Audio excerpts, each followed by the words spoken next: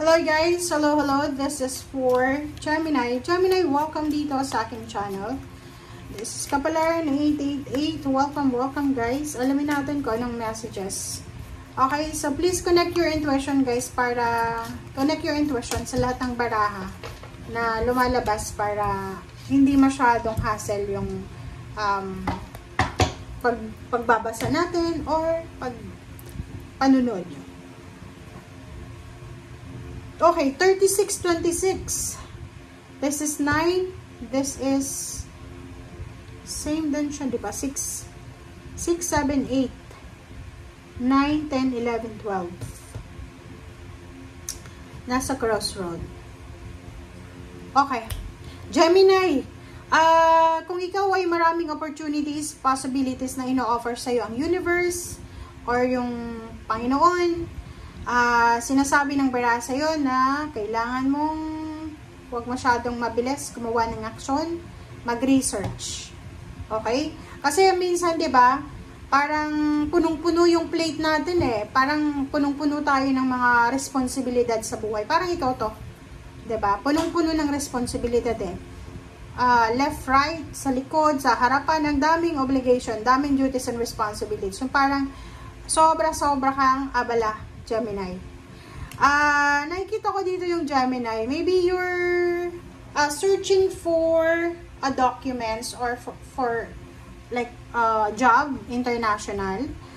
Maybe ano ka, nagtatrabaho ka sa ibang bansa pero gusto mong isama yung mga pamilya mo sa ibang bansa. Parang ganun. So you're searching for possibilities para madala mo yung pamilya mo sa pinagtatrabawan mo. Yung iba din dito,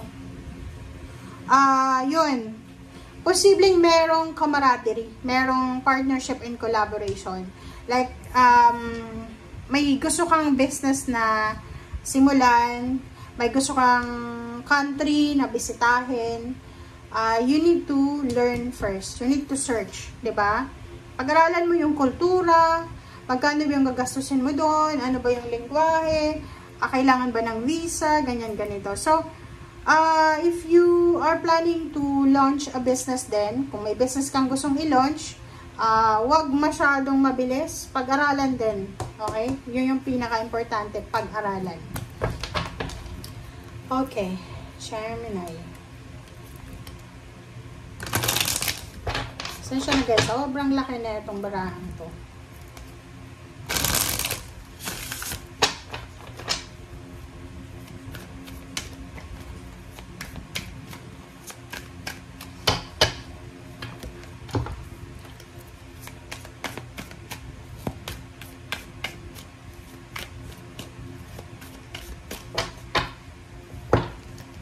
Alright, so the World card, Knight of Wands, and Seven of Wands. Okay, so this is fire sign energy.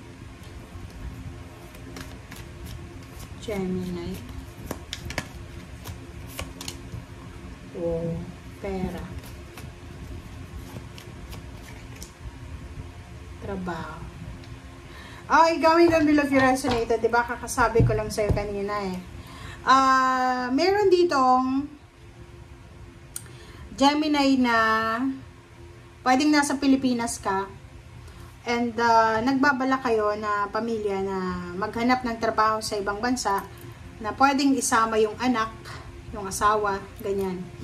And nakikita ko sa'yo dito na posibleng matatagpuan mo yun, diba? Makikita mo sa internet or pwedeng may magrekomenda sa'yo na pwede kang magtrabaho sa ibang bansa kasama ang pamilya mo. Seven of Wands, sinasabi ng bara sa'yo na you need to protect your dreams. Parang ganun. Kailangan mo daw na proteksyonan yung pangarap mo. Sinasabi ng bara sa'yo dito na mayroong Gemini na posibleng kayo ay malapit nang mag-retire. Nasa, nasa 60 na ba kayo? Kasi parang sinasabi ng bara sa'yo dito na parang nararamdaman mo na, lalo kung nagtrabaho ka sa, like mataas yung position mo sa military, sa police, or sa, yung malalaki yung mga pension, Ang nakikita ko sa'yo dito na medyo ano ka, medyo excited ka. Yun, nakakaramdam ka ng excitement para sa pension kung ikaw ay magpe-pension na. Pero yung iba naman sa inyo dito, like, medyo may edad ka na pero OFW ka pa rin, sinasabi ng bara sa'yo dito na excited ka na rin na mag for good. Pero hindi mo alam kung kailan.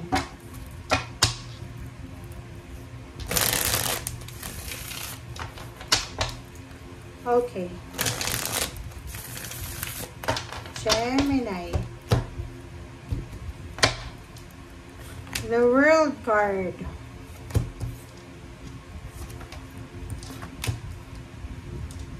Okay, diba? There's a magic. Okay, Gemini. 7 of Cups. Sa linggong ito, you will have several options, choices. Sa kung ano man ito na mga gusto mong gawin sa buhay, basta limitless. Parang sinasabi na walang sky is the limit. Wala kang dapat katakutan. Gawin mo kung ano yung mga bagay-bagay na gusto mong gawin sa buhay mo. Emotionally, nakikita ko sir dito na sobrang excitement itong nararamdaman mo sa linggong ito. Maybe yung iba, pauwi na, galing sa ibang bansa, or maybe there's a good news about your family na pwedeng magdala ng kaligayahan. Magician, sinasabi ng barahan na there's unexpected news, unexpected happenings na kailangan mong proteksyonan. So, pwedeng may good news ka na matatanggap, but you need to protect it. So, wag mo munang ipagsabi, wag mo munang i-post sa social media, kasi hindi pa pwede. Parang ganun. Baka hindi matuloy, baka may evil eye. King of Pentacles, the Emperor, wow! So, isa sa mga rason dito, Gemini, kung bakit ka makakahawak ng limpak-limpak na salapi, either mapopromote ka sa trabaho, madadagdagan yung sweldo mo, or posibleng makakahanap ka ng mataas na sweldo. And Queen of Swords, sinasabi ng bara sa'yo dito na yung sabi ko sa'yo kanina, yung mga malapit ng mag-retire, yung mga malapit ng mag-for good sa Philippines, sa medyo may edad na kayo, sinasabi ng bara sa inyo dito na nasa tamang direction kayo. Just go with the flow, just wait for the perfect timing, and wag masyadong magmadali, okay?